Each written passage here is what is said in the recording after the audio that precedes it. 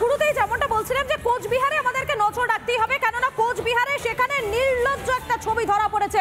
মধ্যযুগীয় বর্বরতা, কোচবিহারের মাথা ভাঙায় বিজেপি করার অপরাধ এবং সেই অপরাধেই বিবস্ত্র করে মারধর করা হলো এক মহিলাকে। কোচবিহারের এই ঘটনা, মধ্যযুগীয় এই বর্বরতা, যা দেখলে গা শিউরে ওঠে একদিকে আর অপরদিকে লজ্জায় মাথা হেঁট হয়ে যায়। এ বাংলায় আদৌ কি মহিলাদের নিরাপত্তা রয়েছেন? আমাদের সঙ্গে সরাসরি রয়েছেন আমাদের প্রতিনিধি কিংসুক রয়েছেন। আমি কিংসুকের কাছে চলে যাবো। কিংসুক, যে ছবিটা উঠে আসছে কোচবিহার থেকে, তারপরে তো একটাই প্রশ্ন, এই রাজ্যে মহিলাদের কি আদৌ কোনো সুরক্ষা রয়েছে?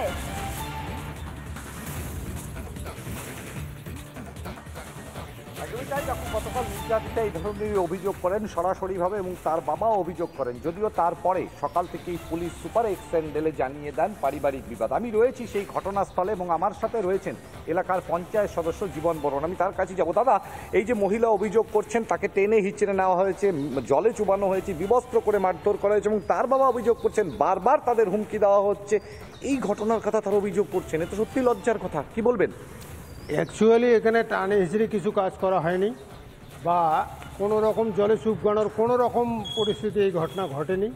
টোটালটাই ওরা মিথ্যা একটা পরিকল্পিতভাবে বলতেছে। অ্যাকচুয়ালি মহিলায় পারিবারিক একটা অশান্তির জেরে ক্যাচাল হয়েছে।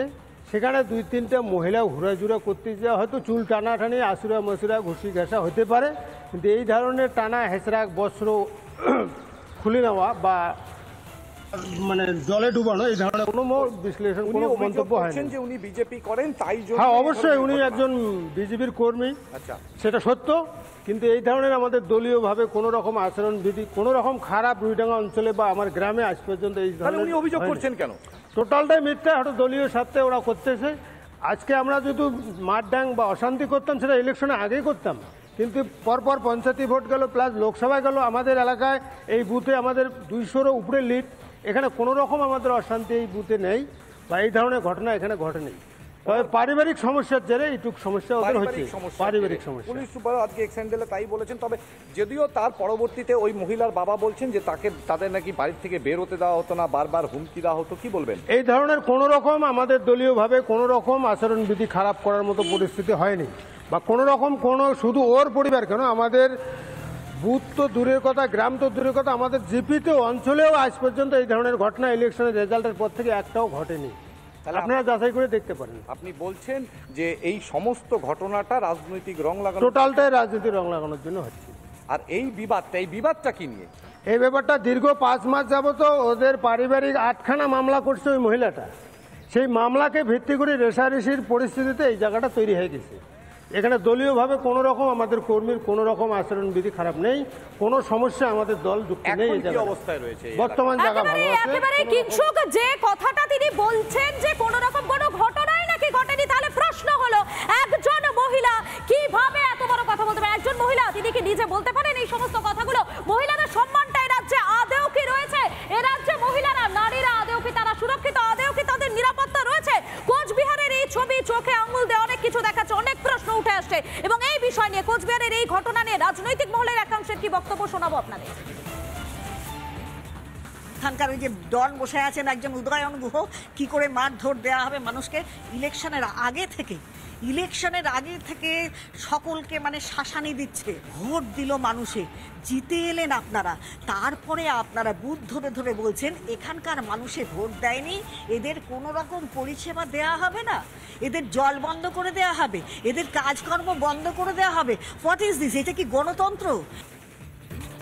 যে মধ্যযুগীয় বর্বরতার মধ্যে দিয়ে পশ্চিমবঙ্গ শাসন হচ্ছে, সেই মধ্যযুগীয় বর্বরতা সৃষ্টি করার যে নেত্রী, মুখ্যমন্ত্রী, রাজ্যের মুখ্যমন্ত্রী, তিনি এই নাটক করছেন। সেই নাটক নিয়ে প্রচার মাধ্যম যতখানি ব্যস্ত, ঠিক প্রচার মাধ্যম কি ততখানি ব্যস্ত একজন, এই যে ওনাদের কি অভিনেত্রী বলেছেন রাজ্যপালের কাছে যেতে ভয় পাচ্ছেন, তাহলে সেই রাজ্যে মুখ্যমন্ত্রীর শাসনে যখন একজন মহিলা বিবস্ত্র হচ্ছে, তখন এনাদের মতন পর্দার অভিনেত্রী তাহলে কি এখন বাস্তবে অভিনয় শুরু করেছেন? রাজ্যপালের থেকে ভয় পাওয়ার থেকেও আমার তো মনে হয় রাজ্যের মুখ্যমন্ত্রীকে পশ্চিমবঙ্গের মানুষের ভয় পাওয়া উচিত। যাদের বাড়িতে মহিলারা আছে তাদেরকে ঠিক এই ধরনের কোনো না কোনো দিন এই ঘটনার সম্মুখীন না হতে হবে। তবেই তো মামাটির সরকার তালিবানদের লজ্জা দিতে পারে এই সরকার, আমি বলছি তালিবানেও এই ধরনের ঘটনা ঘটে না, সিরিয়াতে এই ধরনের ঘটনা ঘটে না। এটাই তো আসল মাকে মাটিতে না মেশাতে পারলে সরকার কেমন করে মা মাটির সরকার হবে, তাই না?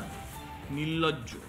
সরকার ছেড়ে দাও, শুধু তাই নয়, আমরা বাঙালি হিসেবেও লজ্জিত যে তারপরও আমরা চুপ করে ঘরে বসে আছি। মানে এই আজকের তৃণমূল যেটা করছে সেটা ওই হিটলারির ফ্যাসিবাদীর থেকেও বোধহয় একেবারে অন্য জায়গায় চলে যাচ্ছে। আসলে লজ্জা বলে বস্তুটা এদের তো নেই, মানে ক্ষমতা এবং পয়সার এতে মুখ্যমন্ত্রী মমতা ব্যানার্জি বুঁদ হয়ে আছেন। মানে উনি আর কিছু দেখতে পাচ্ছেন না, উনি আর কিছু বুঝতে পারছেন না। মানে কতগুলো দুষ্কৃতী এবং অপরাধীদের নিয়ে যদি একটা দল হয়, সেই দলটা তো এটাই হবে। এটার জন্য শুধু বুদ্ধিজীবীদের দোষ দিয়ে লাভ নেই, যারা মোমবাতি দিয়ে করেছিল। আমাদের সাধারণ মানুষকেও দোষ দিতে হবে, কারণ আমরাই তো এদেরকে বারবার ক্ষমতায় আনি এবং আমরা বিভিন্ন রকম জনকল্যাণমূলক জিনিসে ভুলে যাই, ভুলে গিয়ে এদের ক্ষমতায় আনি এবং তার ফল আমাদের ভোগ করতে হয়। মানে এদের থেকে তো এটাই প্রাপ্য। এই ব্যাপারটা আমার নজরে আসেনি, নজরে খোঁজখবর নিয়ে দেখছি ঘটনাটা সত্য না মিথ্যা।